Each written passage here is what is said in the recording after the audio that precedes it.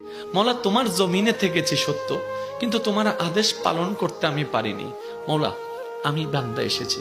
আল্লাহ, তুমি না রহমান, তুমি না গফফার, তুমি না সত্তার, তুমি না খালিক, তুমি না মালিক। মৌলা, তুমি চাইলে তো দিনকে রাতও বানাইতে পারো, রাতকে দিনও বানাইতে পারো সেকেন্ডের আগে। মৌলা, তুমি তো চাইলে মৃতকে জীবিতও বানাইতে পারো, জীবিতকে মৃতও বানাইতে পারো। ও মাওলা, এই বিশ্বের সামনে, এই বিশ্বের সামনে, এই গ্যালাক্সির সামনে পৃথিবীর কোনো অস্তিত্ব নাই। পৃথিবীর সামনে আমি 3.5 হাত মানুষের কোনো অস্তিত্ব নাই। মাওলা, এই ছোট্ট নগণ্য বান্দাটা তোমার কাছে এসেছি। মাওলা, মা তো ফেরাই দেয় না, মায়া করে। তুমিই তো বলেছো মায়ের চাইতে 1000 গুণ বেশি তুমি বান্দাকে ভালোবাসো, বান্দাকে ভালোবাসো। ও মাওলা, তুমি দৌড়াই দিলে কার কাছে যাব? তুমি রহমত না করলে কে রহমত করবে? তুমি ফিরাই দিলে আমি কার কাছে যাব? ও মাওলা, তুমি ছাড়া তো আমার কোনো উপায় নেই, তুমি ছাড়া তো আমার কোনো উপায় নেই। ও মাওলা, এবার বান্দা চোখের পানি ফেলে ফেলে কান্না করতেই আছে।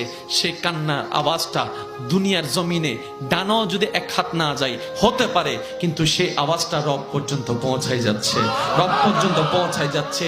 যে চোখের পানিটা চোখ থেকে জোরে জোরে গালের মধ্যে শুকাই যাচ্ছে, যাই নামাজে বিলীন হয়ে যাচ্ছে। না রে ভাই, না, এটা এতটুকু বিলীন হচ্ছে না, এটা রব্বে করিম হাদিসে পাকের ফরমান অনুযায়ী আশিকের সেই চোখের পানিকে ফেরেশতার মাধ্যমে আল্লাহ একটা বাটিতে সংরক্ষিত করে রাখে, যে বাটিটা জান্নাতের মধ্যে থাকবে, জান্নাতের মধ্যে থাকবে। এমন পানি